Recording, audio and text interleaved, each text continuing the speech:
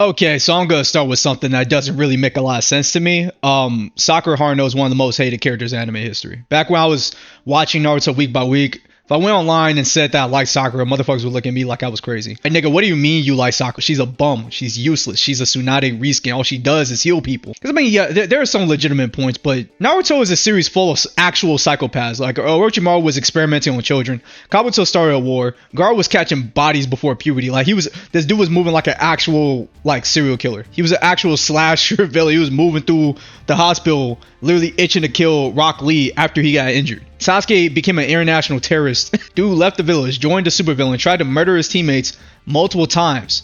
He had two teams. Team 7 and the fuck they call it, Team Taka. He tried to murder all of his friends. This nigga was moving like Tupac from Jews, bro.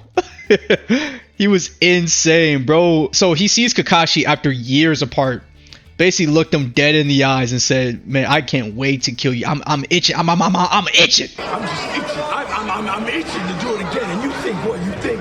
I'm itching to kill you." And people love this dude. They absolutely love Sasuke. Then we got Itachi. I don't care what anybody says. This guy was a fucking villain. He's a psycho. I know the story later reframes him. I know the tragic backstory. I know the sacrifice. I know all that. But you can't convince me Kishimoto planned every detail of that twist from day one. This man was dragging kids out of closets, murdering families, putting Sasuke in a nightmare genjutsu for 3 straight business days. He actually did that shit twice. Sasuke couldn't even form a critical thought, and he's getting put under one of the most powerful genjutsus in the whole series. And people adore this guy. And somehow Sakura ends up getting more hated than half of these demons in this series.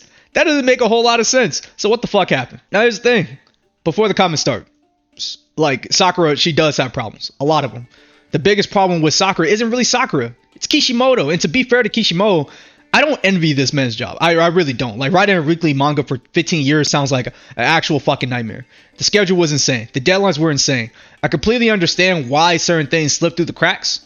And why there are certain plot holes in the series. But I'm going to criticize this guy. Like, some things just can't be excused. Early Sakura was annoying as hell, but she was a kid. She was like 12 years old. Like, that orphan comment was wild to say. She tries to bond with Sasuke by talking shit about Naruto, and not just regular shit talking. She basically says Naruto acts out because he doesn't have parents teach him discipline. To Sasuke, the orphan, the dude who got his whole clan, his whole family massacred. She should know this. And of course, Sasuke is pissed off. Even as a kid, I was like, yeah, hell yeah, Sasuke, get her ass, because that was a terrible thing to say. If I'm being honest, I didn't like Sakura back then either. I was kind of evil. I was a very spiteful.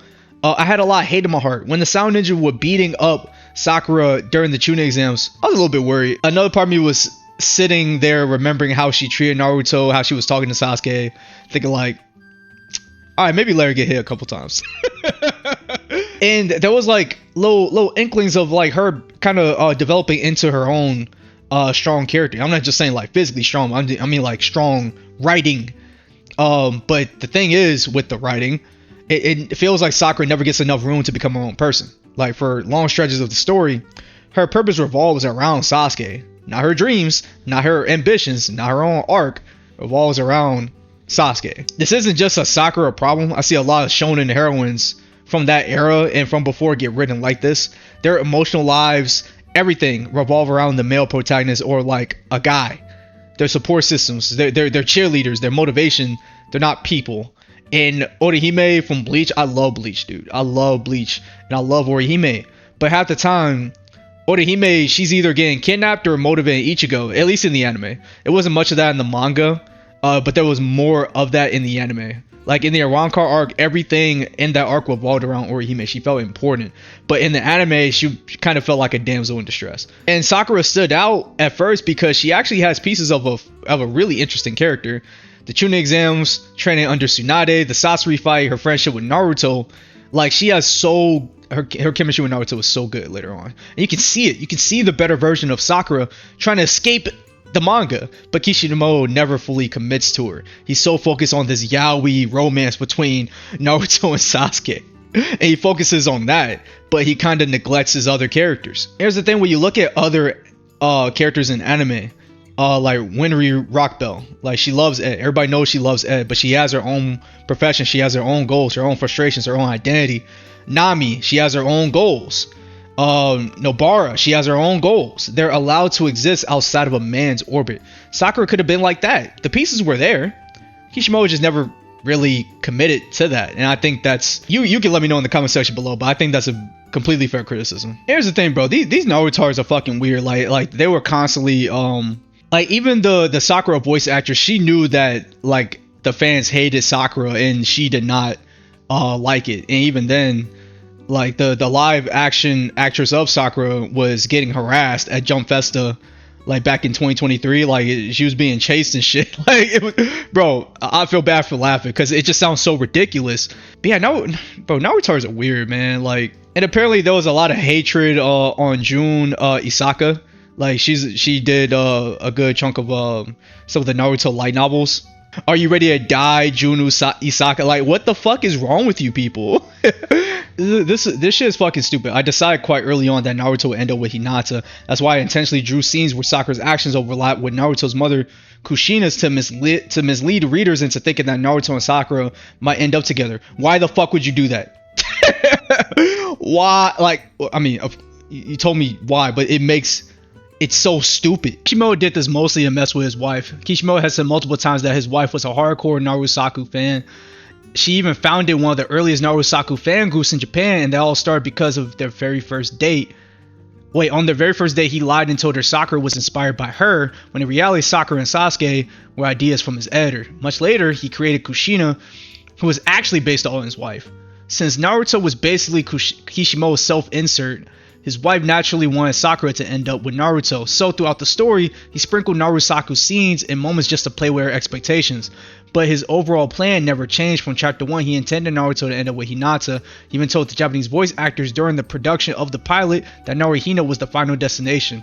He did consider shifting to Narusaku around the Pain arc, but ultimately stuck to the original plan because he was worried Sakura would be viewed negatively as someone who only fell for Naruto after he became strong, famous, and admired.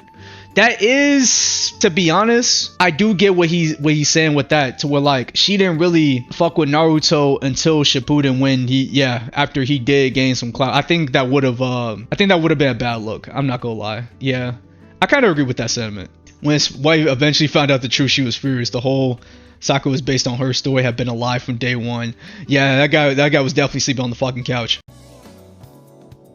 Sakura is an interesting conversation because it kind of relates to what a lot of nerds go through.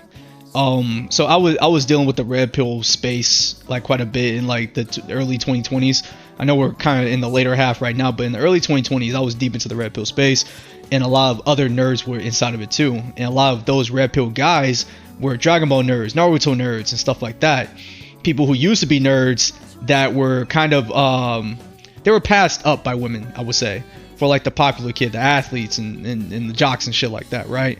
And listen, I'm not saying everyone who dislikes Sakura is sexist. That's stupid. It's very stupid. There's plenty of valid reasons to dislike Sakura.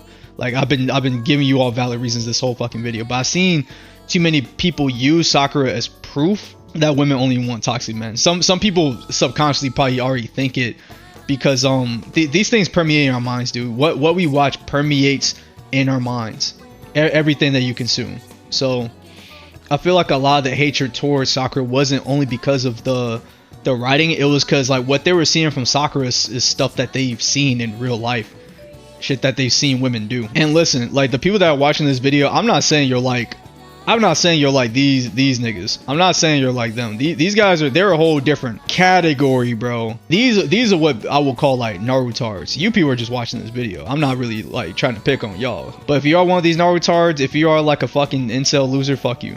But I guarantee 99.9% of you watching this video are probably not. So the thing about Sakura, she fucking sucks, dude. Like she's badly written. Like Kishimoto failed her in so many ways. I feel like many of the criticisms are completely fair. I think that some of that hatred came from something else, and they're not just arguing about Sakura because of like this one-off comment that she made in like chapter 3. Like they're arguing about Sakura because like she's in one of the biggest. She's probably like when it comes to like how not to write female characters, she is at the Mount Rushmore of that, and I feel like it's a big conversation there. And listen, Kishimoto was an overworked mangaka in the early 2000s, so maybe and I feel like he accidentally created this commentary that I'm doing right now. Like I don't feel like Sakura is one of the most hated characters in anime because she's the worst written. I feel like she accidentally stepped on one of the deepest insecurities a lot of anime fans have. So let me know if I'm being stupid. Let me know if like any of this makes sense to you in the comment section below. Yeah, I just want to get a video out there. I finally escaped corporate America.